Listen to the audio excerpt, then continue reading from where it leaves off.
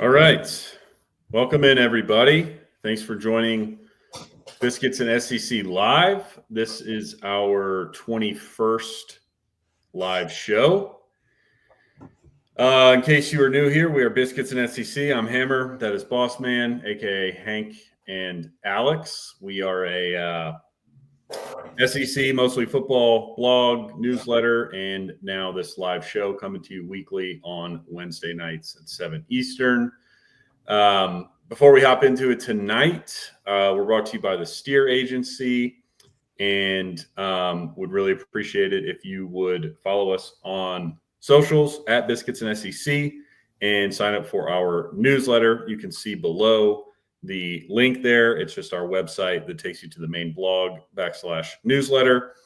Also, if you just go to the website, there will be a pop-up that will ask you to subscribe. So we would greatly appreciate that. Got a good show planned where we're getting to what we missed out on last week because we took too long having a good discussion, but it just went a lot longer than we had anticipated on some of the hot seat stuff going into next year. I think it's a very interesting discussion, especially with no coaching turnover this past season, which is a rarity. So I think there's a lot of guys that either are on the hot seat or if things go wrong could certainly find themselves there next year. So tonight we're going to be breaking down just some SEC quarterback talk going into next year, specifically like who's under the most pressure and kind of where we think some of those things are going to shake out. And then we'll talk a little bit of hoops too as we close out the show with the SEC tournament coming up next week and then the NCAA tournament shortly thereafter. So, let's get into it. Bossman, how you doing tonight? Doing good. Just want to let everybody know I've been marked safe from the Texas dust storm that happened yesterday. It was looking a little apocalyptic there in Dallas. Down here in Austin, it was kind of the same. It was a little crazy looking outside. There was dust everywhere. In fact, I went outside for about 2 minutes and could feel the dust kind of all over me. I was like, all right, I'm done with this. Went straight back inside. But I am marked safe from the apocalyptic dust storm in Texas of 2025. Otherwise, hope everybody's doing well. Got to Ash Wednesday service today, so hope everybody had a good Fat Tuesday, good Ash Wednesday, getting ready for Lent. And it is going to be a lot of fun to talk tonight about the QB situations heading into 2025, who's got the most pressure, and then some of these battles also that are taking place in some big places like in Athens and in Tuscaloosa. So looking forward to getting into it. Absolutely. Well, I think we should jump right into it. So as we said off the jump, we're kind of just talking about, QB pressure. Like who do we think it's going to be under the most pressure, this coming year? And then obviously we'll talk some about battles and how we think that'll shake out. But I'll kick it to you to start. So we've got a little graphic here. This is your QBs under the most pressure, I believe. Reading this, it's going from left to right. So we've got Arch at the top spot, followed by Nico, the Georgia QB, Gunnar Stockton and or Ryan Puglisi, then Nuss, the Alabama quarterback, whoever that is, Simmons, Sellers, John Mateer, and I missed Lagway, and then Arnold down there. So pretty deep list. But I'll just kick it to you to start off with, explaining your list, and then we can kind of get into some of this stuff too, with what we're thinking. Sure. So I'm interested to hear, when we talk about your list, kind of how you came up with your quarterbacks and who was under the most pressure and why. Mine, I really based it. I'll put it back up here for a second so folks can see it again. But I based it on fan expectations, right? I talked about that a lot in terms of my teams in the SEC East and the SEC West, quote unquote. I know there's no longer divisions now, but we split them up there that way over the last two shows in order to do our grades. And so that I weighted heavily the fan expectations for a program. And I thought about this in terms of my quarterbacks under the most pressure for this week and going into 2025. And I tried to, one of my criteria, my big criteria was the fan expectations for these programs and for these quarterbacks. And I thought for a little bit about putting Arch Manning down a little bit lower than you had him. But the more I thought about it, the more it just makes sense that Arch is number one. He's got all the hype in the world coming in. He's the 5-star. He's the darling. He's this, he's that. He's a Manning. And when you couple that, by the way, like, let's remember that there's a lot of people in the Texas fan base who have been calling for Arch Manning over Quinn Ewers and did so last year during the season. They did so before the season last year. We can debate whether or not they were correct, but needless to say, that conversation is over now, and Arch Manning is the guy. And so, based on what I just said, how much expectation was on Arch coming into Texas, the fans, kind of calling for him at times during last year.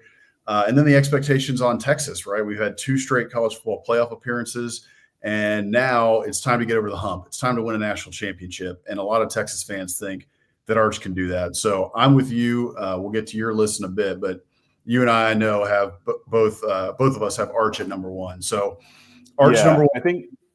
Go ahead. Sorry to cut you off. I was going to say, just to just start this off, I think I'll throw mine up there too, and then we can kind of hit on, what my thought process was, and then we'll start going down the list and then discuss kind of where we differ. There's not a whole lot of difference, but there is a little bit. So here's my list. Again, I've got Arch at number one. I had Nussmeier at 2, so 1 spot higher, actually 2 higher than you, followed by Nico, who I think you had at number 2. Then I have the Bama QB, followed by Sellers, Lagway, Mateer, and then Arnold. So yeah, a little bit of a difference, but I think a pretty consistent, if you were to track like the trend, like there's not a whole lot of difference there, but I'm with you on Arch. Almost just just because of his last name. I mean, he was the number 1 recruit a couple of years ago. He's a Manning. People have been in and outside of Austin, dying to see this kid play. And Texas has been to the college football playoff Final Four 2 years in a row. 2 years ago with the 14 playoff, and this past year by winning 2 games with Ewers to get there. So the expectations are extremely high as a program from that fan base, and then with him being a Manning and his recruiting profile and some of the stuff we've seen, because he has played a little bit in relief of Ewers. I think it starts and ends with Arch in terms of who's under the most pressure this coming season. Yeah, I think that's fair to say. How many stories do we have to see from ESPN and CBS Sports and everybody else, right? If Arch Manning sneezes, everyone across the country hears about it. So he's like the LeBron, right, of college football right now. All the eyes are on him. Doesn't matter what network, who's covering the sport. All eyes are on Arch, and we'll see. What happens with that. Some people crumble into that pressure. Others don't. Others rise to the occasion. So I have a feeling he's going to rise to the occasion, but we'll see. It'll be interesting to see. Yeah, for sure. Well, let's start going down the list. So you had at number 2, you had Nico. I had Nussmeier. I had Nico at 3. So let's dive into Nico here, since he's in both of our top 3s, and see, from my perspective, I think kind of similar to Arch, a lot of the expectation here goes back to the recruiting stuff, right? So Nico was, if y'all remember, which I'm sure most of our viewers do, how whenever year, 2-3 years ago now this was, when he was recruited, after the floodgates of NIL opened, he was one of the first guys reportedly to sign a monster deal. I believe at the time it was an $8 million deal reported. Who knows what he's actually getting or what he got or what the structure looks like. But he was tabbed as the $8 million quarterback. He sits for a year behind Joe Milton. Then he gets his shot last year. And I think everyone can agree that the result in year 1 was a little bit underwhelming. The team did well. Nico did not play poorly, but for what they were expecting, he, I think, underperformed expectations. So I just think that the expectations are extremely high on him returning as the starter, being his 3rd year in the program. Tennessee also made the 12-team playoff. They expect to make the playoff again, and I think they expect him to make a big jump in 2025. Totally agree. I put Nico ahead of Nussmeier at number 2 because I think it's, we're splitting hairs here, in my opinion, in terms of the most pressure. Because LSU, we know the fan base. We know how much fire Brian Kelly, right? They were chanting that, at the end of the Alabama game last year. So there's a lot of pressure at LSU. LSU fans expect to win. They expect to win championships. So I understand that. But Tennessee, at this point, is now also in that category. Tennessee has fought their way back to the point that Josh Heupel has the fans expecting to be in the national title conversation, especially with a quarterback like Nico. Nico kind of was viewed as the next step, the savior, quote unquote, of the Tennessee program in order to bring them to that next level. So, and the fact that Tennessee is ahead of LSU in terms of where they're at as a program. Tennessee just made the college football playoff. Right, Tennessee was 10-2 in the regular season last year.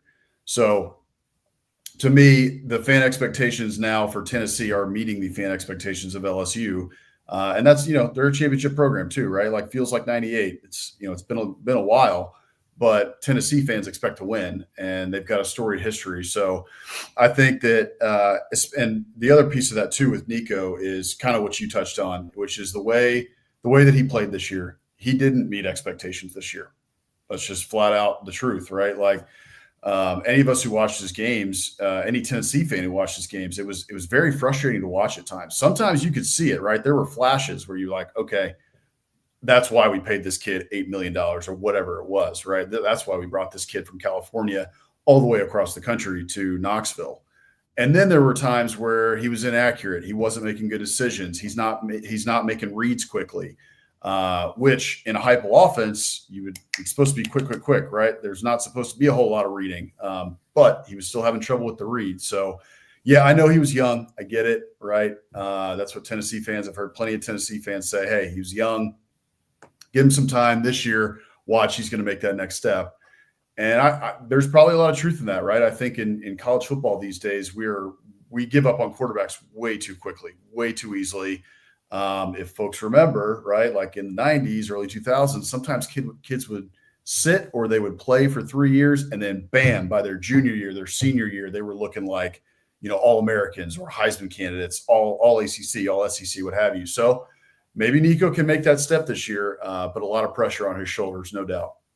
Yeah, I think just to hit on one thing you said there about him underperforming expectations, which we're in agreement on. And again, I think the fan base is in agreement on that he underperformed expectations. I do think there's something to be said there, though, that you touched on at the end of like, he was young, so maybe the expectations were too high. Maybe the NIL coupled with him just being a 5-star were a little bit high because, if we look at his numbers here, that's Arch Manning, but Nico, it was not a bad season, right? I mean, he throws 19 passing touchdowns, runs for 3, only 5 interceptions.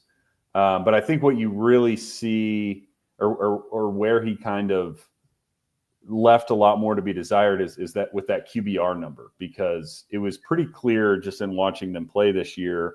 Again, I don't know if this is Heupel pulling the reins back or Nico, like you said, just not really reading the defenses or not really being ready to read defenses at a high enough level. But like, there's just something missing there where his accuracy would kind of fall off and they weren't clicking on all cylinders like you would expect an offense to with somebody who has the talent too. That's another thing I think that adds to the, expectation of him. Like, dude, he was a 5-star for a reason.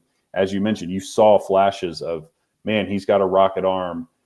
He just wasn't there week in and week out, even game in and game out. Again, there'd be flashes and then he would go a couple quarters and you're just like, man, like we're not really moving the ball. And if we are, it's all Dylan Sampson because Nico's just not pushing the ball downfield. So I think there's a lot of pressure on him to improve that, this season. One more thing on Nico before we move on, and I'll just say, so I'm looking at the game logs for the stats from last year, right?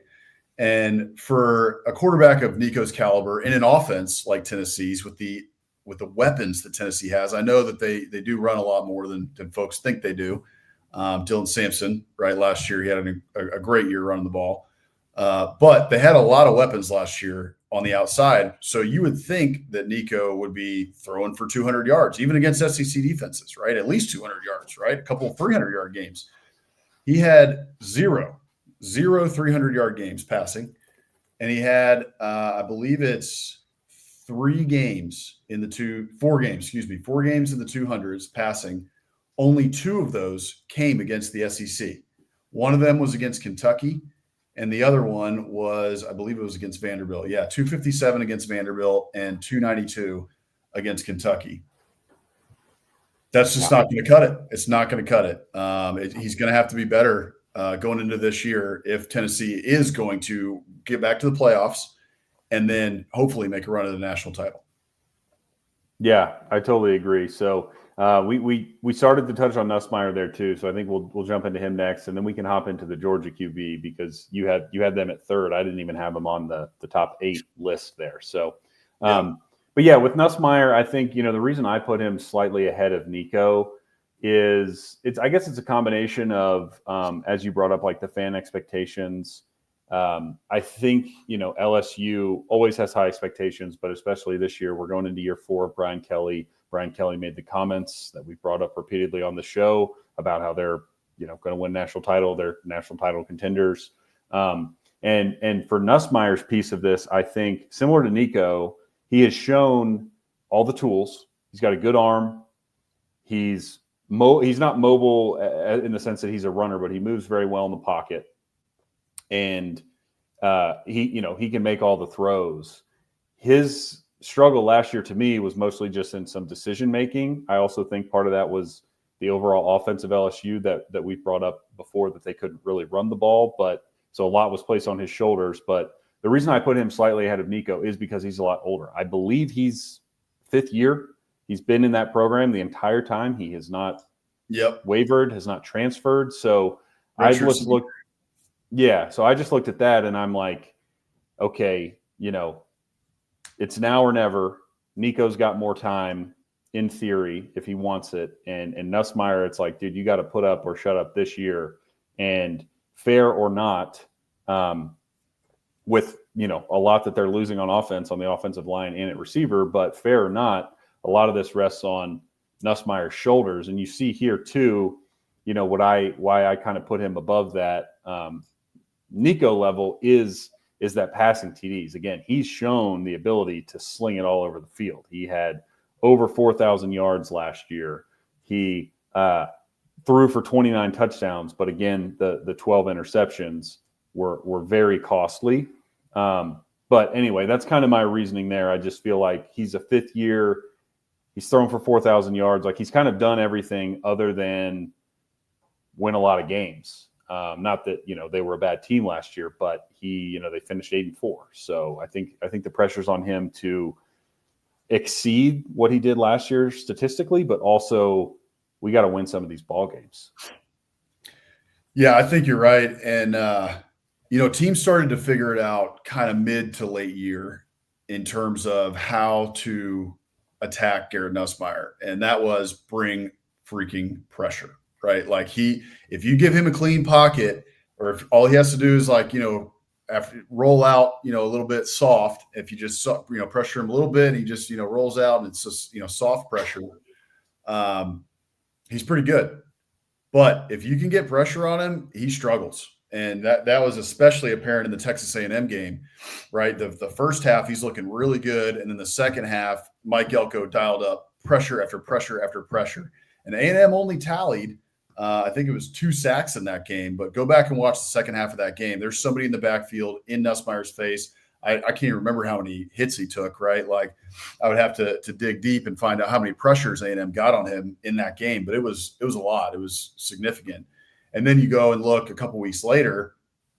Literally the next week they play Alabama, and Alabama's all over them all night, right? And they scored 13 points, right? And I think one of them was a garbage touchdown. So then the next week after that, Florida has 7 sacks, right? So teams started to figure it out. And so that not all of that is on Nussmeier, right? Like that's the offensive line as well. The offensive line this year struggled at times for LSU. As you mentioned, the running game, for whatever reason, LSU has not been able to get the running game going. That's on the offensive line. And then the second piece of that is late in the year, they were not very good in pass pro. So they're going to have to get better at pass pro. And they're going to have to be better along the offensive line if Garrett Nussmeier is going to rise to the occasion, get over the hump and get LSU to the college football playoff.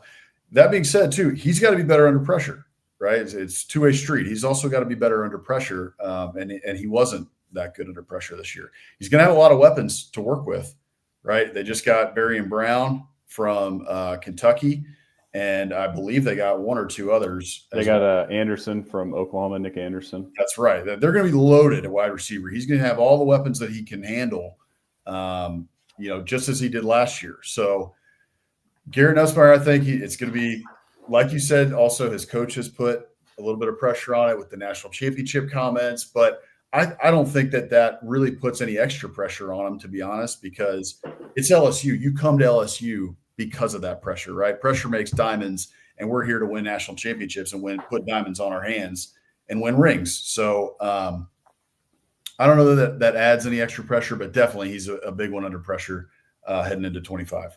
Yeah, I agree. And I think, as you said, especially with the top ones here, we're kind of splitting hairs. Like you could make the case, and it would be legitimate for any of these guys to have the most pressure on them. The next one I wanted to touch on, I mentioned. So you had Georgia QB, aka Gunnar Stockton or Ryan Puglisi, as your third one under pressure. I did not even have them within my top 8. So I'll kick it to you to just explain where you're thinking there, and then I can go into kind of where my mind was at with them. Yeah, what are you thinking not having them on the list? That's my question. Okay, so I'll start. Okay. Yeah, I think we've seen, basically since Kirby has gotten there, that they don't need an elite quarterback to win ball games. I think from the fan base or team expectations, of course, they're very high and they expect high level quarterback play, as any elite program would. I just look back to Jake Fromm, to Stetson Bennett, especially early Stetson Bennett.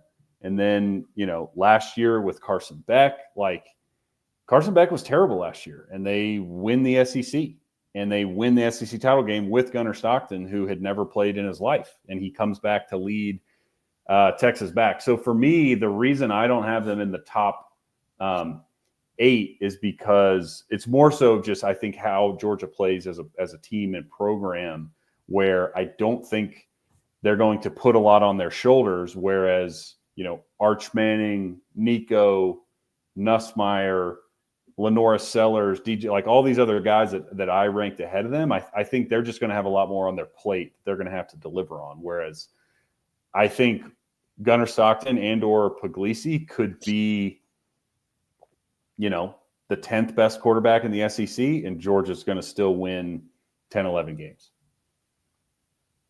Maybe. And that's why I put them up there. And the reason I disagree, and here's why. I think Georgia fans right now are biting their nails and kind of freaking out. And I think that some of that may be seeping into that locker room, maybe at the quarterback position, right? We're heading into a year where also I would argue that Stetson Bennett was an elite quarterback, an elite college quarterback. No, most of his time at Georgia. Yeah, I have no, real argument against that. I think that's a very reasonable take, especially his second year when they repeated. Yeah. He was excellent. So I have no problem with that. With that premise. So in that establishing that thing, Kirby has won his national titles with an elite quarterback, right? Georgia expects to win national titles. The fan base at this point expects to win national titles. And we've had Carson Beck now for 2 years, right, where didn't win a national title.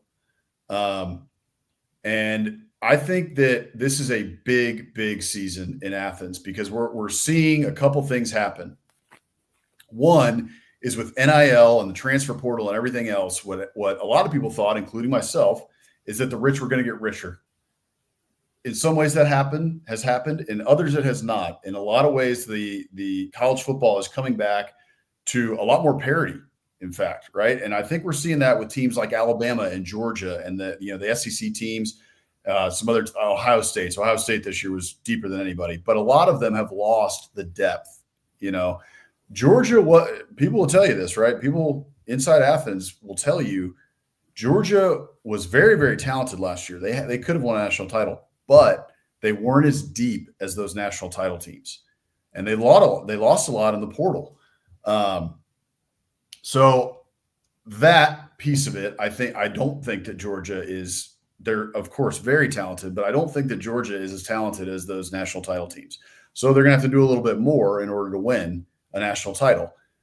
So you have that. Then you have the fact that you're coming into 2025 with a quarterback competition and unproven quarterbacks. Either way, whatever it is, whether it's Gunner, whether it's Puglisi, it's an unknown. And so I think that you've got both of these kids who are going to feel the pressure of the fan base and feel that pressure that, hey, we can't be the ones that let Georgia slip, right? We need to go back to the national title. So either one that wins this job, I think, is under a tremendous amount of pressure from that fan base to win right now and not let us slip. Because I do think that Georgia, I think Kirby Smart's a great coach. I think he's built an incredible program there at Georgia, but I think they're teetering on the edge of like reverting back to the, kind of the middle of the pack, right? Maybe not being the favorite in the SEC every single year, but being at, hey, 2, 3, 4, 5 range, right? Like up and down there. This is a big year for Georgia in that respect. And that's why I put those guys at number 3. Yeah, that's, I think that's fair. I think on that, we'll just have to agree to disagree, because I think, again, just kind of what I said before, I think there will absolutely be pressure on whoever wins that job. Yeah. Anybody who is the starting quarterback at Georgia will have pressure. I just think we could look up at the end of the year and they could have a stat line, 2,500 yards passing, 20 touchdowns. As long as they take care of the ball, I still think Georgia wins most of their games. And so they may not be, lighting up the stat sheet or in any sort of all SEC or postseason awards conversations. But, I think Georgia can still win with a guy who's more of a quote unquote, game manager. And to your point, can they win a national title that way?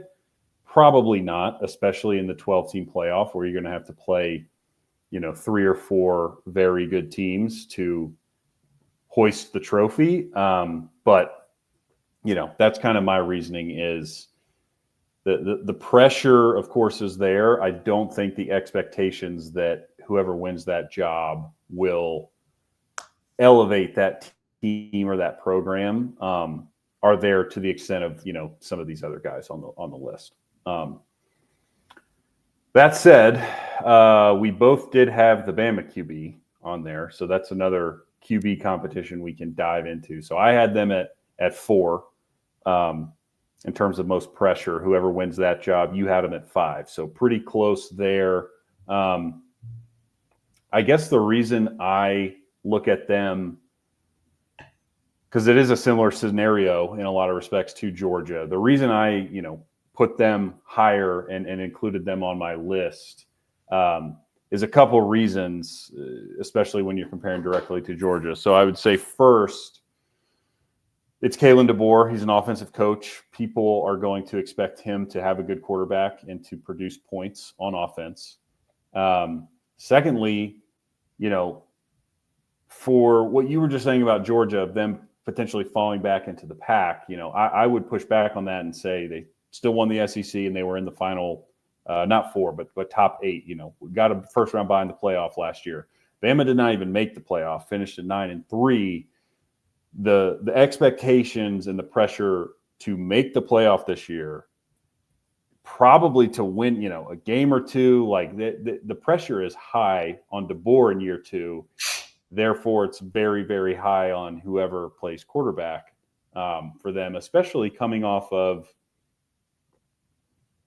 the run of quarterbacks that they were on from, and I'll even throw Jalen Hurts in here, but Hurts to Tua to Mac Jones to Bryce Young. I mean, we're talking about Heisman candidates, winners, first-round picks. Jalen Hurts just won a freaking Super Bowl. To Jalen Milroe, who was not that. He was great at times, but very inconsistent. So I think they are thirsty for another playmaker, and I think DeBoer needs that because he has no earned or built up equity in Tuscaloosa. Similar to what we said about Brian Kelly last week, where I don't think DeBoer's on the hot seat, but he's still an outsider. He's new.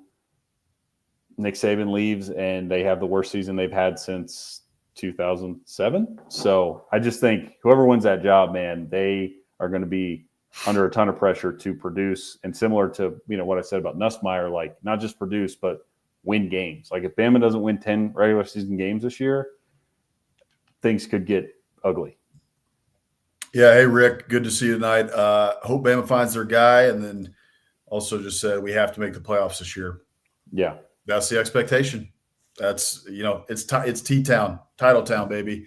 We're not here to play school. We're here to play football.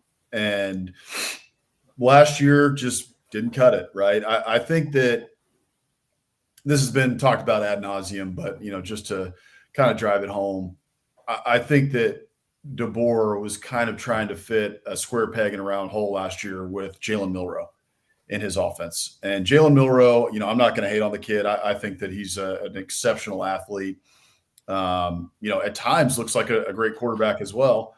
I'm a little worried that he's like an Anthony Richardson type. I've been saying that for a while that, going into the NFL, to me, he kind of reminds me of like a Malik Willis, but more so even an Anthony Richardson, just because his athleticism is off the charts. But does that necessarily make an amazing quarterback, a great quarterback in the NFL or in college? And the answer to that is no. Kalen DeBoer inherited him last year. And I think that he was trying to do everything around Jalen Milroe, and it just didn't work. There was a lot of different things that went wrong. You could spend, half a show or a whole show on that probably. But going into this year, right, we've got you got Ty Simpson, Keelan Russell, and Austin Mack competing for the job. I have heard, in fact, I think it was Josh Pate that said this the other day. He said, far and away, odds-on favorite, Ty Simpson to win that job. Rick, I know that you've said that as well before. You think it's going to be Ty Simpson, former five-star, been in the program for 3 years now. So I definitely think that – not definitely. I do think that Ty Simpson probably has the leg up, right? It's his job to lose, in my opinion. Keelan Russell, very, very talented player, but he's a freshman. So they would like to have him sit if they can do that. Austin Mack, coming from Washington, he was recruited by Kalen DeBoer and Ryan Grubbs. He was a 4-star kid. I'm sure he's very talented. He's just he's one of those kids that's getting overlooked. Maybe he has a Johnny Manziel rise in camp and he's, unbelievable. They have to start the kid. But that's not the way it's looking right now. Or Jalen Hurts over, I believe it was Blake Barnett in Tuscaloosa. That did happen years ago. So that stuff can happen. Keelan Russell coming up. But yes, in terms of the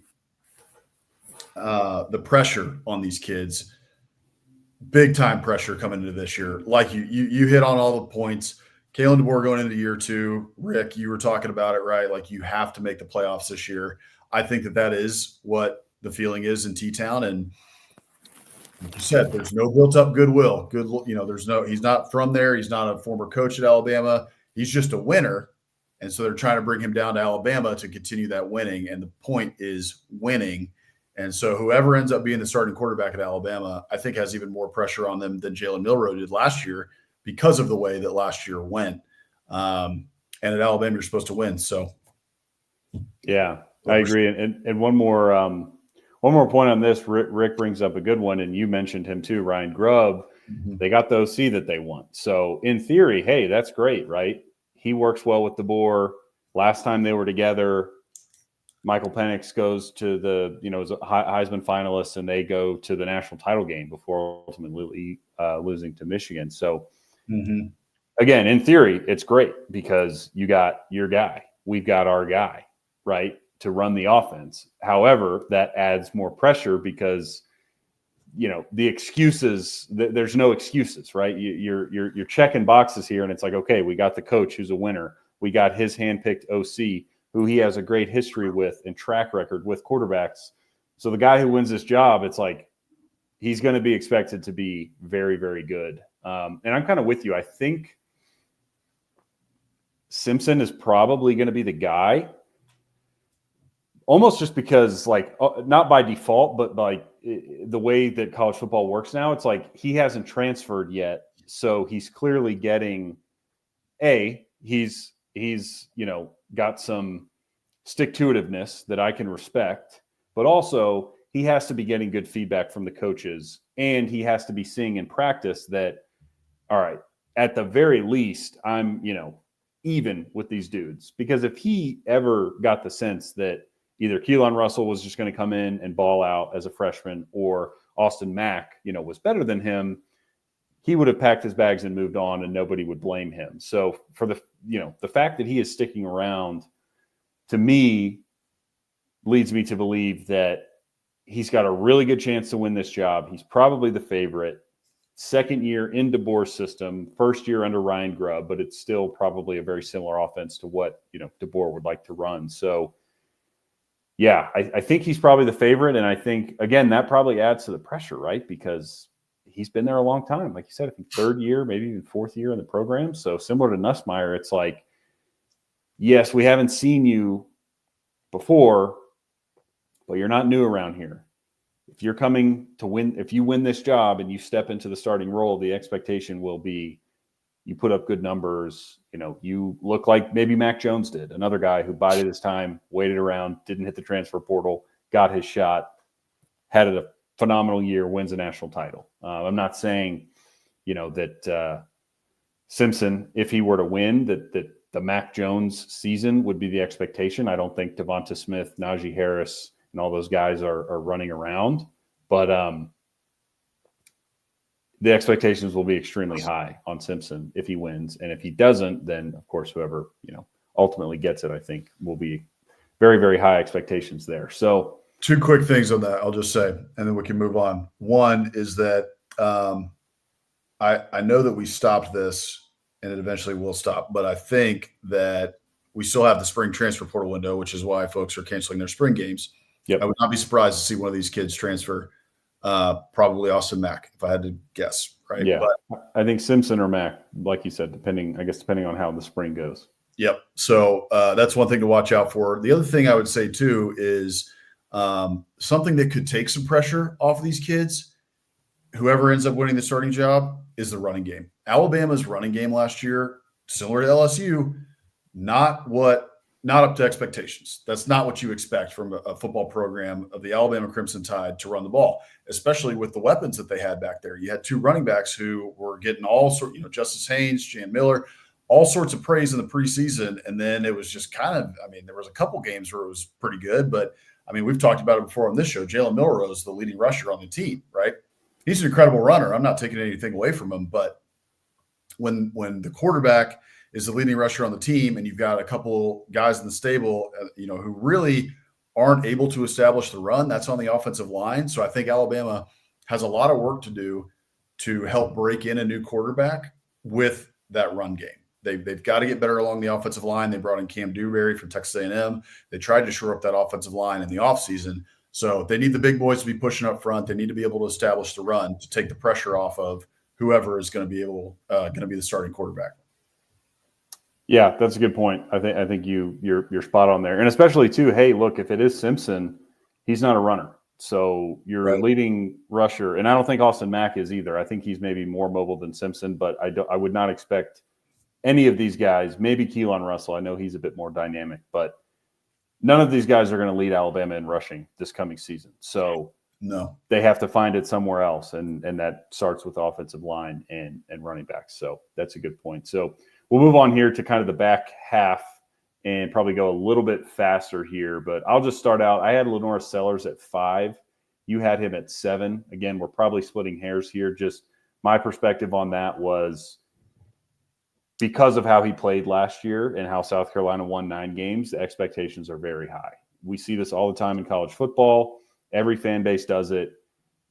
If your team and or specific players have a great season, you expect them to repeat and improve upon that. So the expectation of him to improve on what he did this past year will be there. And I just think that's a lot of pressure because he had a great season. So for him to repeat that would be awesome.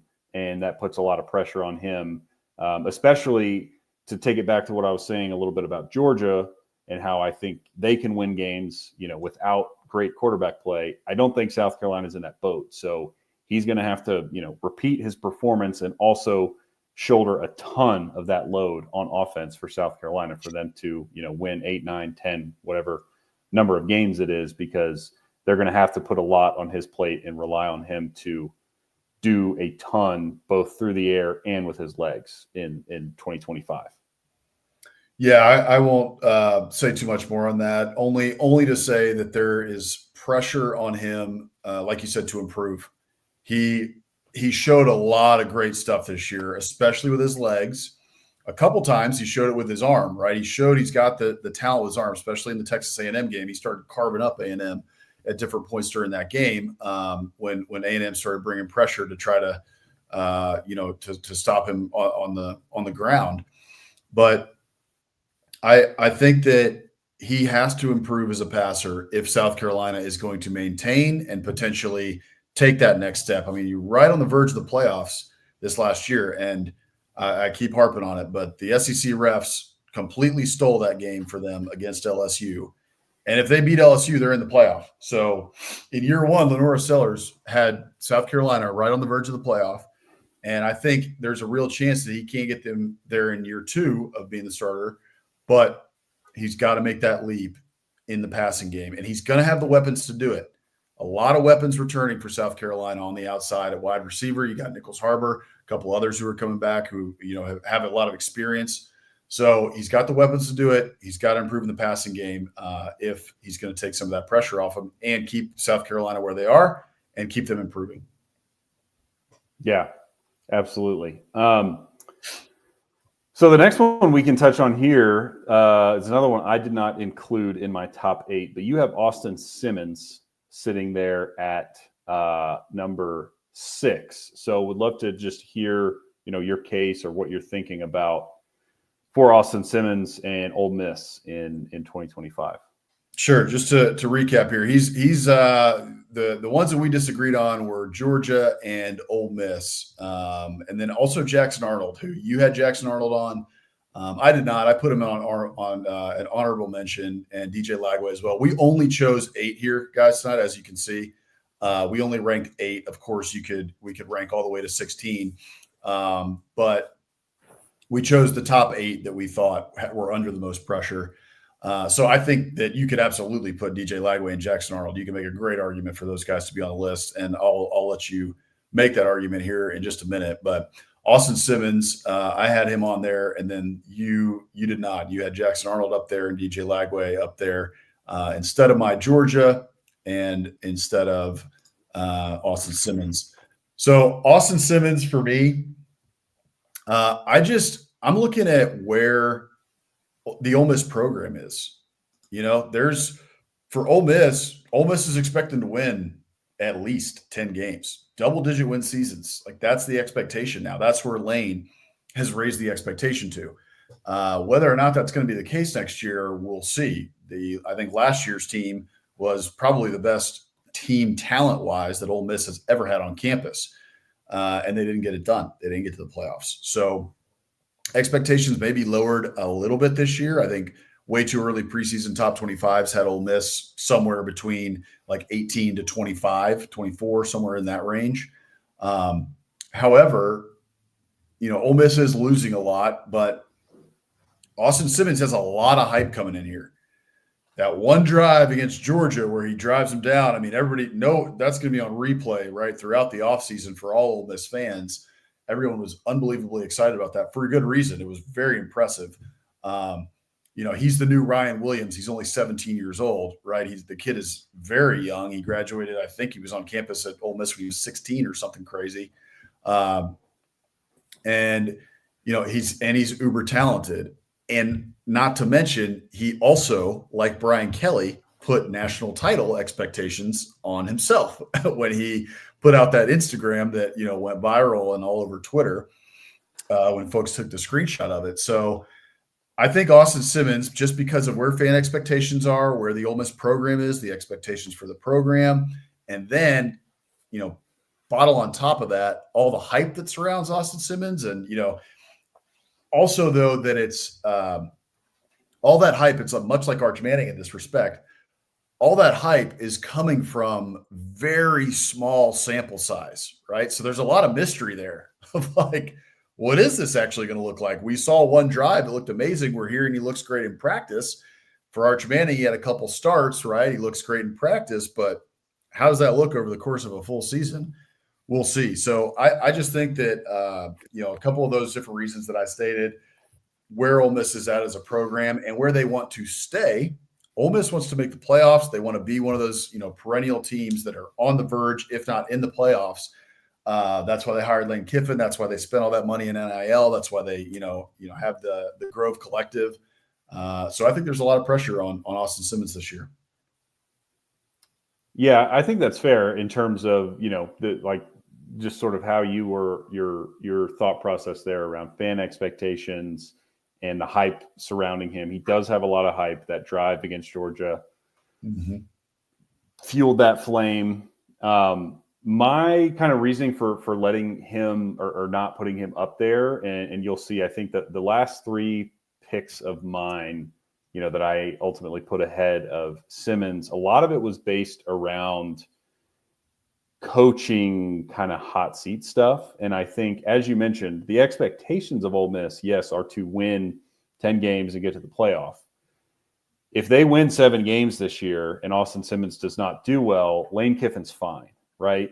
Mm-hmm. And to me, I factored that in a lot of like just the pressure on the individual player of like, it's of course, it's a ton of pressure. Like, you're the Ole Miss quarterback in Lane Kiffin's offense. He has great quarterbacks. They have a high-flying offense, typically. So there's very high expectations, and pressure comes along with high expectations. However, I don't know if, human nature, right? Like, if I fall short here, maybe my own, he's probably not going to stay at Ole Miss if he has a bad season, but they win 6 or 7 games, like, Kiffin's fine. And I kind of factor that in, especially, again, as we're getting down the list here, kind of splitting hairs, and that's why I went with guys that are more tightly tied to the fate of their head coach that's on, fair. The number of wins they get. But I agree with, everything you said there in terms of why there's pressure on him, in particular, the self-imposed pressure that he, said they're going to a national title. So I think all that is fair. I'll let you explain, talk more about Jackson Arnold here, maybe even Mateer here in a second. And I know we gotta move quickly, but one we also could mention, if in terms of your criteria that you just mentioned, is Zach Calzada with Kentucky. Because I think I don't know if we're on the verge of firing, Mark Stoops here, but there's rumblings. Like, it's not a perfect marriage right now in Lexington. So, I think Zach Calzada is he's playing for a lot. He's got a lot of pressure on him because there's a lot of pressure right now on Mark Stoops to get things at Kentucky back to where they were. Yeah, I think that's a great point. And I think, if we were to go further down the list, or, as you put in some honorable mentions, I think Calzada would be in there. Yeah. The reason that I had Lagway, Mateer, and Arnold, ahead of him is because Calzada was a 3-star recruit, played a long time at A&M, I think three seasons. Then he was at Auburn. Then he was at Incarnate Word Division III for the last 2 years. So the pressure is on him, as you said, internally at Kentucky to perform, because there's some, what do you call them? Tremors before an earthquake going on potentially in Lexington. I just don't think outside of Lexington or even maybe, you know, not in the building, but outside of Lexington, like people are not expecting him to have a really, really good season. Whereas Lagway, Mateer, and Arnold, I think are. So I'll start with Lagway. We saw last year what he's capable of, even, you know, kind of on one leg. He was a 5-star recruit, number 1 QB, I think, in his class. I guess depends on what service you look at, but most people would have considered him the number 1 QB in the 24 class, I guess it was. He showed a lot of signs of that last year. So similar to what I said about Sellers, the expectation is he is going to equal and improve that performance from last year. And then I think you add on, as we mentioned last week with Napier, like, hey, Napier did a great job in 2024 and he saved his job, but he still has like a 500 record and he's going into year 4 at University of Florida. So a bad season here, Lagway could see his coach be on the chopping block. Similar, again, I'll keep it pretty brief here, but same with Mateer and Arnold. Mateer, his case is a little different because actually they're both transfers, but Mateer's coming from outside the SEC, had a good year at Washington State, which, by the way, was left for dead after the Pac-12 dissolved. Nobody thought they were going to be good. They were pretty good. Mateer was a big part of that. They bring his offensive coordinator. They bring him to Oklahoma with a coach squarely on the hot seat. Their offense was terrible last year. They need him to perform to save their jobs. I think there's just a lot of pressure on him. And then same with Arnold, right? Hugh Freeze going into year 3. I think he's right at 500, maybe even a little bit below. He has a worse record than Brian Harsin. Arnold, former 5-star, does have experience. I just think the pressure is on him, especially with, even you and I have talked about this, you know, Oklahoma, especially on offense, was such a mess last year. Like a lot of people, and I feel like we're half in and half out on this boat, but like kind of give him a pass and be like, man, was it really his fault? Was it really Jackson Arnold's fault? Like he was a 5-star. He has a big arm. He can run too. Like he looks like he has all the tools. Maybe it was just a bad fit. Maybe the offense was a mess, which it was. And so he still has a little bit of cachet where people think back to, you know, what he was as a recruit and kind of project that out. And, you know, I think the tendency is, you know, with a lot of these guys, every fan base does it.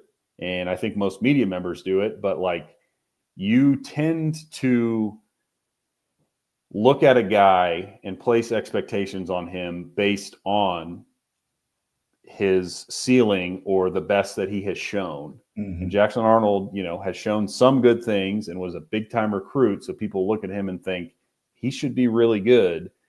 And you kind of sweep under the rug some of the stuff that's like, oh yeah, but he did this and he did that and he did that, you know what I mean? Where you just kind of give them the benefit of the doubt if they're uber talented. Yeah. And I think he, you know, fits that perfectly where Hugh Freeze needs a good season. Jackson Arnold on paper looks like the perfect guy to do it. And Auburn, like every program in the SEC, expects and wants to win at a high level. And so I just think he's got some pressure on him for sure. You know, this reminds me of Scam Newton. I'm just kidding. Was it the Harvey Updike, what he said, best player money can buy? Yeah, I'm joking about that. The only reason that it reminds me of Cam Newton is Cam was a massive recruit and he transferred into Auburn. And what happened, right? When he transferred into Auburn, he takes a bad coach all the way to the national championship and they win it, right? Yeah. I don't think that Jackson Arnold is Cam Newton, just to be clear. I'm joking. The only you know, but hey, it could happen, right? Like no one had really seen a lot of Cam Newton at all until he got to Auburn, except for folks who followed the JUCO circuit at Blinn. But I actually really do see the parallels between Jackson Arnold and another recent kid who came to the SEC and kind of resurrected a program, or at least elevated it, which is Spencer Rattler. Spencer Rattler, who was at Oklahoma when it was a Big 12 program, 5-star, big-time recruit, right? Has everybody's, you know, giving him all the love in the world, all the flowers. comes in and struggles, and eventually is taken over, and he transfers, leaves. He goes to South Carolina, and he has 2 great years at South Carolina, kind of changes his attitude, and ends up being an NFL. He probably will be a starter in the NFL at some point. So I can see Jackson Arnold having a similar trajectory. And it's a similar marriage in a sense where Shane Beamer was certainly on the hot seat when he got Spencer Rattler, right? He kind of teetering. He was fairly new. I think it was year 3, maybe, right? 2 or 3. I don't remember the exact timelines, but Rattler was there for 2 years. In his first year, they had a good year. They beat Tennessee, they beat Clemson, and all was well. That's right. So, but there was still like, I think 2, 3, there was still some, we'll see about Shane Beamer kind of stuff, right? For sure. So Spencer comes in, kind of resurrects the program. Could be the same thing here. Jury's out on Hugh Freeze, right? We'll see what happens. Bad year, he could totally be gone. This is Auburn, right? So he brings in Jackson Arnold, who's got a really big ceiling. Highest ceiling, most talented quarterback that Hugh Freeze has coached in probably a really long time. Even more talented, I would say, higher ceiling than Malik Willis, who he coached at Liberty, right? Like, who is the most talented quarterback?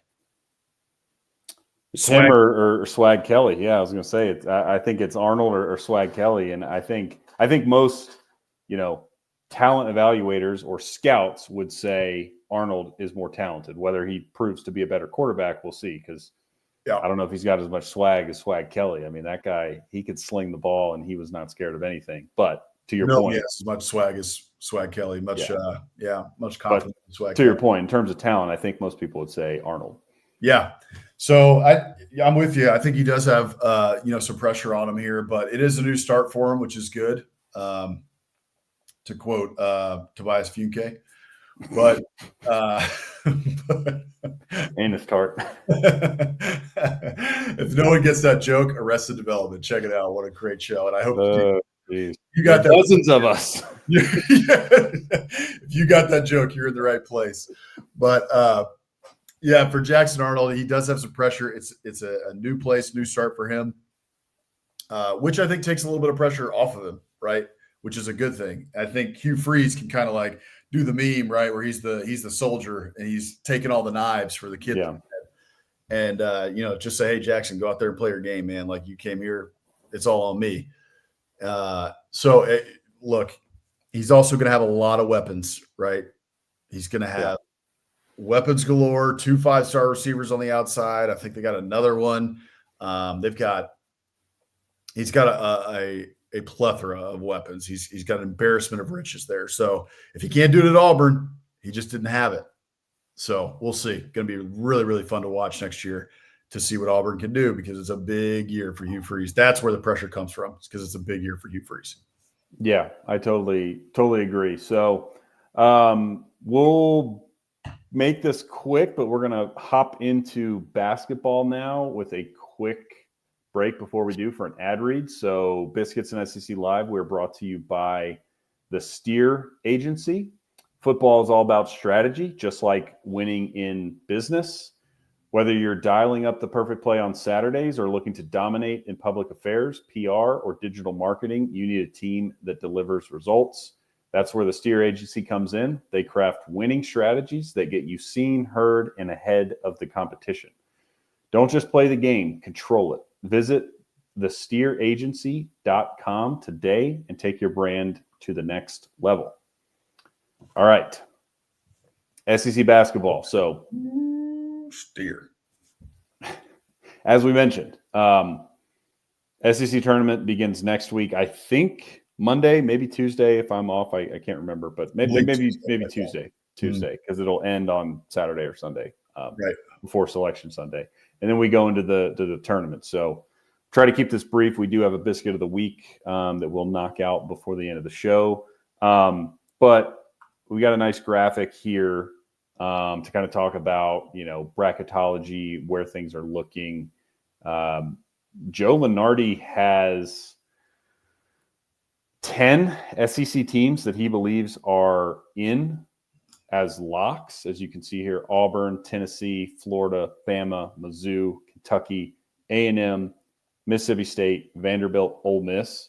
And then he has 4 teams on the bubble: Arkansas, Oklahoma, Georgia, and Texas. And as of his, Monday bracketology, like I said, he's got 10 teams for sure in, and he was predicting that 2 of those 4 bubble teams will also find a way in, which would leave 12 SEC teams in the field of 68 now, I guess, with the play. But that's pretty remarkable as to be this deep and potentially get 12, 13, or 14 teams in the field. It's absolutely absurd when you think about it. The SEC is so unbelievably deep this year. It's the deepest it's ever been. It's been so much fun watching these teams play each other. It's crazy to me to look up at the scoreboard, right, or to look ahead to, okay, who's playing this week, and see like 3 ranked on ranked matchups inside the SEC. Like we're just not used to seeing that. But it's a new day, and this conference is full of very good coaches and very deep with a lot of talent. So it's been a lot of fun to watch. I think I forget, we were talking about this earlier before the show, but the SEC is, I think, doubling the next highest conference that would get at least P4. Right, the ACC, I think you said, was 3. The Big Ten was like 6. And there's one other one I'm forgetting. Who? The Big 12. There's no way the Big 12's getting in that many. Yeah. So just looking at Lenardi's, I don't see, for whatever reason, on what he put out on Monday, I don't see the Big Ten. So I'm not sure what he's projecting they will get in, but he's projecting. He projects the Big 12. He says they have 6 teams that are locked into the field, with a couple on the bubble. He's predicting they will get 8 teams in, and then the ACC, he's only predicting that Duke, Clemson, and Louisville will make the tournament. So I don't know where the Big Ten stands, but I feel like, anecdotally, not that I've watched a lot of Big Ten basketball this winter, but I think they are down relative to what they normally are. I know, trying to think here off the dome, Wisconsin is good. I think Michigan State is pretty good. I think Purdue, even coming off the title, they're not elite, but I think they'll be in the field. I don't think Indiana will be in there. Indiana's 11 seed right now. I'm looking at Lenardi's. So Indiana, maybe. That's flirting with the bubble. Ohio State's flirting with the bubble. So, but anyway, my point is, the SEC is basically doubling all. We'll see how it shakes out at the end of the day, but the SEC is basically doubling all Power 4 conferences, the other 3 Power 4 conferences, in terms of getting teams in the field, which is just incredible. And I know too that we've got number 5 Florida playing number 7 Alabama here in the second half. So we'll get out of here soon so that everybody can go watch that game. But we've also got a bunch of good games too, or at least ones that matter ahead of the SEC tournament. One of them being number 1 Auburn versus number 7 Alabama coming up on Saturday. That's a big one, 2:30 Central Time on ESPN. And then you also have Arkansas and Mississippi State, number 25 Mississippi State versus Arkansas at noon on SEC Network on Saturday. Arkansas on the bubble, Mississippi State, they should be in the field, but that's a big one for Arkansas. And then, for these bubble teams that you had on that graphic, Arkansas, Oklahoma, Georgia, Texas, it's a big couple days and then a big time going into the SEC tournament, right? That's going to be a lot of fun. You got to keep your eye on those teams, especially since they're kind of on the edge. And then there'll be fun things too, like Texas A&M. Can Texas A&M get hot again after their huge win over number 1 Auburn the other night? Lose 4 straight, beat number 1 Auburn. If you get hot, go out and win the SEC tournament, right, or get to the SEC tournament final. Instead of being a 4 seed like you are now, you could find yourself right back there again, being in the 2 seed level. Yeah. So a lot of fun things to watch for over the next week here. Yeah. So I'm just looking at now so we can confirm here.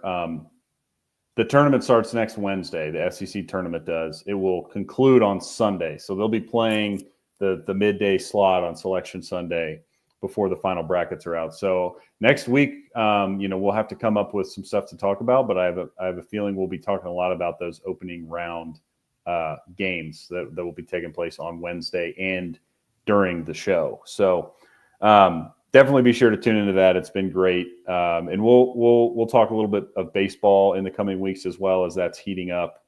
But excited for March Madness and the SEC tournament. Like the next couple weeks are some of the best weeks of the year. When you go conference tournament straight into March Madness, it's just wall to wall basketball, upsets, storylines. It's the best. So really looking forward to that, especially with so many SEC teams, in the hunt really for deep runs in the tournament. Mm-hmm. So that is basically our show. I will close this out here. We don't have a Muschamp Coach of the Week, which is, pretty typical for an off season. So if something happens out there that you think we should be aware of that, is a Muschamp Coach of the Week nomination worthy, hit us up, social media, email, whatever it is, and we'll be happy to include it. But as of now, we don't have anything. But we do have a Biscuit of the Week. So I recently moved up to Fort Collins, so I've been trying out the local fare. And this past Sunday, before church, stopped in at Mountain Cafe in Fort Collins. And as you can see, this is current picture of the interior of this place. So hasn't been updated since 1985, which is just how I like it. I wouldn't have it any other way. And it's a little hard to see. My biscuits are kind of buried in the sausage gravy there, but what I ordered was it was 2 eggs scrambled over top of 2 biscuits covered in sausage gravy with some hash browns. So very good. I like that style of hash brown. I don't know about you. I know, it's more popular these days to do like the little square chunks, like home fries, they call them typically, but that's like the Waffle House style that I grew up on, just the shredded hash browns, fried to a crisp on either side. Fantastic. Not quite as good as the Lucille's Cajun Cafe from whatever that was 2 weeks ago, but definitely worth the stop in if you're ever in Fort Collins is Mountain Cafe. Also, probably as you would expect, just seeing the inside of their establishment, phenomenal prices. I think it was less than $10 for an entree, which is unheard of in today's economy. So, yeah, no kidding. That looked fantastic to me. It looked simple, to the point, no frills. This is what you get, right? So that looked great to me. I'm with you too on anything that can be modeled after Waffle House. I'm in. So Waffle House hash browns, give me that. They look like they crisped them up just perfect. So shout out to them. They look like a solid spot. Yeah, it was very good. Shout out to Mountain Cafe. Cool. Well, that will do it. Appreciate everybody tuning in, especially during the off season, for sticking with us.